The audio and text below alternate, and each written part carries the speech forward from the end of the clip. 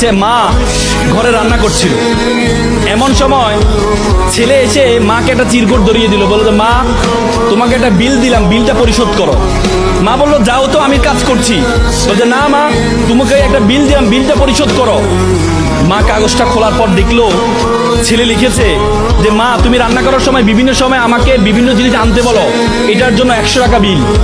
তুমি আমাকে গাছে পানি দিতে বলো, এটার জন্য 100 টাকা বিল। তুমি মাঝে মধ্যে দোকানে পাঠাও, এটার জন্য 100 টাকা বিল। মা এটা দেখে দাঁড়ানো অবস্থা থেকে বসে যায়। বসে যাওয়ার পর বাবা তুমি লিখেছ? বলছে মা হ্যাঁ আমি লিখেছি। বাবা তুমি লিখেছ? বলছে মা হ্যাঁ আমি লিখেছি। বললো যে এক কাজ কর, তোমার জন্য আমি একটু নুডলস রান্না করেছি, নুডলসটা তুমি খাও আর তোমার বিলটা আমি নিয়ে আসতেছি, তুমি একটু ওয়েট করো। মা একটা কলম নিয়ে সে কাগজের বিপরীত পাঠে লিখলো, বাবা 9 মাস তোমাকে পেটে ধারণ করেছিলাম, জীবনে এত কষ্ট, টানা 9টা মাস তোমাকে আমি বহন করেছি। রাতে ইচ্ছে করতো একটু ডান পাশ হই, কিন্তু ডান পাশ হতাম না। আমার বাবুটা যদি পেটে ব্যথা পায় সেজন্য আমি ডান পাশ হতাম না।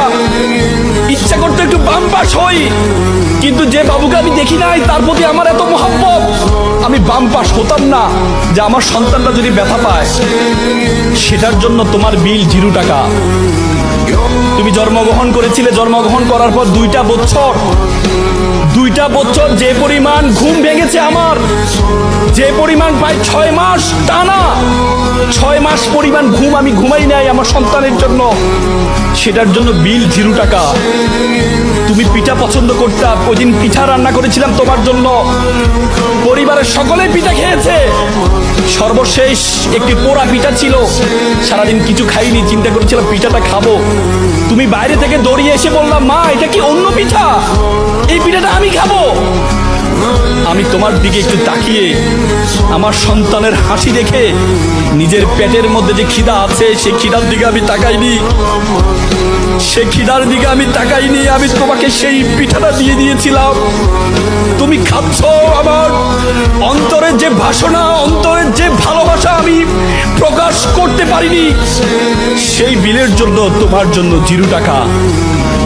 সন্তানকে যখন দেয়া হলো, সন্তান এটা দেখে মাকে জড়িয়ে ধরে কান্না করে বললো মা তোমার কাছ থেকে কোনো বিল আমি চাই না। চুমু খেয়ে ছেলে কান্না করে দিয়েছিল। আজকে আমরা প্রতিদান চাই, কিন্তু মা বাবার প্রতিদান তুমি কখনো দিতে পারবা না।